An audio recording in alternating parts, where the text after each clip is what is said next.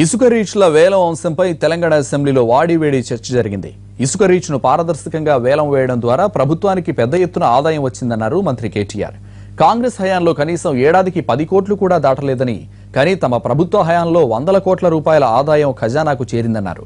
దీన్ని బట్టి కాంగ్రెస్ హయాంలో ఏం జరిగిందో అర్థం చేసుకోవచ్చన్నారు కేటీఆర్. అయితే ఇందులో ప్రభుత్వం చేసిందేమీ లేదని కౌంటర్ ఇచ్చింది కాంగ్రెస్.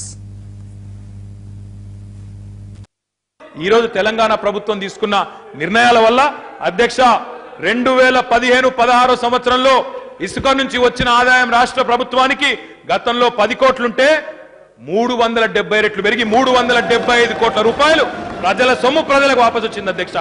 ఈ సంవత్సరం 2016-17లో గత సంవత్సరం రికార్డును తిరగరాస్తూ ఇప్పటికే 436 కోట్లు వచ్చింది. ఇంకొక 50 కోట్ల దాకా వస్తుంది అనేది మా అంచనా అధ్యక్ష. దానికి 16% వేసుకుంటే 2000 అవుతుంది.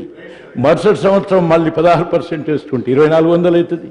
మరుసటి సంవత్సరం మళ్ళీ ఇంకో 300 అవుతుంది, 2800 అయిపోతుంది. ఆటోమేటిక్గా ఆ విధంగా ప్రతి సంవత్సరం పెరిగే దాంట్లో భాగంగానే పెరిగింది. కానీ మీరు పెంచినరా 15-16% పెరిగిందా లేదా? అది ఎప్పుడు పెరిగేదేనా కాదా? అంతకు ముందు కూడా అట్టనే పెరుగుతుంది. అది మీరు లెక్కలు తీసుకొని చెప్తాను. అది కూడా చెప్తాను సార్. మీరు పోయేనాడు సార్, మీరు పోయేనాడు అధికారం నుంచి దిగిపోయేనాడు సార్. 2013-14లో 1800 కోట్లు అధికారం నుంచి మీరు వినండి దయచేసి సావధానంగా వినండి. 2013-14లో 1800 కోట్లు. నెక్స్ట్ ఇయర్ అంటే 14-15 మేము వచ్చి ఇంకా జస్ట్ 3-4 నెలలు అయింది. అప్పటికి కేవలం 1968 కోట్లు, అంటే కేవలం ఒక 128 కోట్లు పెరిగింది. వినండి. ఆ next year that is where you have to see the improvement.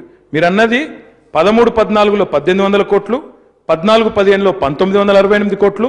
కానీ నెక్స్ట్ ఇయర్ 2015-16 ఎప్పుడైతే మేము రిఫార్మ్స్ తీసుకొచ్చినామో, కొత్త పాలసీ తీసుకొచ్చినామో మినరల్ది, 41.70% పెరిగి 1968 కోట్ల నుంచి 2800 కోట్లకు పెరిగింది.